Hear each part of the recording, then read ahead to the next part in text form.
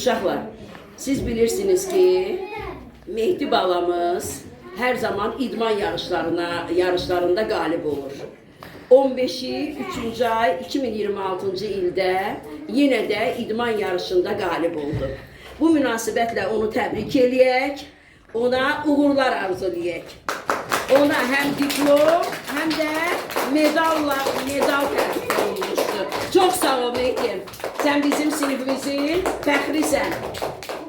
Hər zaman ön cərgələrdə ol, əziz balam. Alqışlayaq uşaqlar.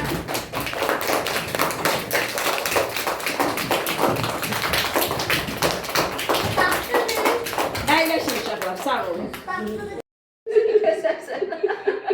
Aferin sənə. Hələ bu şəhid adına olduğuna görə xüsusi dəyərli. O deyir ki, ikinci tutsa ona əlini qaldıracaqlar. De görün, burada nə yazılır? Şəhid Atayev Nicat Həbiboğlu. Habiloğlu, hə? Güzel o Habiloğlu gördün, okudun burada. Aferin sənə. Siz elə bil ki, sizin videonuzda qoy, çəkək də. Birinci sinifdə belə nəticə vermək, bu işlər nə demək ki olur? Sən birinci sinifdən artıq çempion olmağa hazırlaşırsın. Gələcəkdə də ən yuxarı yer nədir? Avropa çempionatı, Olimpiya çempionatı. Onları arzu edirsə, imtihana getməlisən.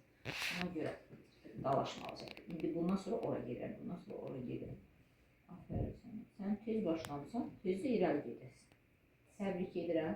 Məktəbinə fəxr edir oğlum. Məktəbim səndən fəxr edir ki, belə boksçum da var mənim. Təbriklər. Diplomu şəklini acıyla bir də çəkin. Onu ümumi göndərək. Oldu.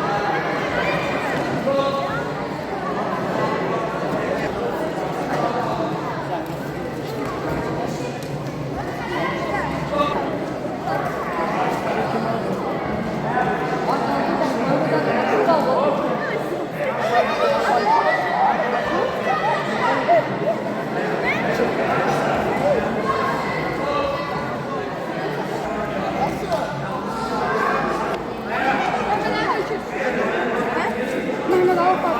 Özellikle onu çok kullanıyorum. Siz de balon kesmedi.